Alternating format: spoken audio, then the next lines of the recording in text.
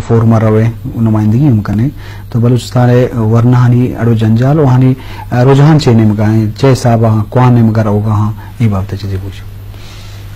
देखिए जाहिद तशरी साहब, जो आपका पहला प्लेटफॉर्म होता है आपका घर और प्लस आपकी प्राइमरी एजुकेशन जी, हमारे बलूचिस्तान में सबसे ज्यादा जो ज़बवाली और तबाह जो सिस्टम है वो है तालीम का। जहां तक मैंने इसको एनालाइज किया है, इसको देखा है, इस फील्ड में रही हूं कि आपने बच्चे को वो एनवायरनमेंट नहीं दिया है जी, आपने उस बच्चे को वो तालीम नहीं दी जो उसकी नीड्स हैं।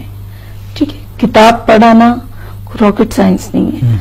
हमने अपने बच्चे को प्राइमरी लेवल से उस तरह बिल्ड नहीं किया। कोयटा में बैठा हुआ बच्चा वो कर सकता है, वो इंस्टीट्यूट जा सकता है, वो लैंग्वेज कर सकता है, लेकिन अगर हम ओवरऑल बलूचिस्तान की बात करें तो किला अब्दुल्ला में वो बच्चा नहीं जा सकेगा, गवादर में वो बच्चा नहीं जा सकता, तुर्बत के इंटीरियर में नहीं जा सकता।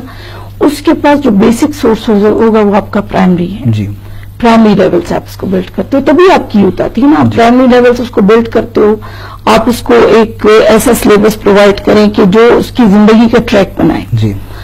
हम इंग्लिश उसको 5वीं क्लास से हम पढ़ाते हैं, A for apple, B for ball, जो रटा हुआ होता है उसका। ठीक है, उसके बाद हम उससे एक्सपेक्ट करते हैं कि वो बाकी जगहों पर मीट करे। जो हमारी यूथ है वो यहीं से ही मारी जाती है, क्योंकि यही उसका वही लेवल होता है जब उसने बिल्ट होना होता है।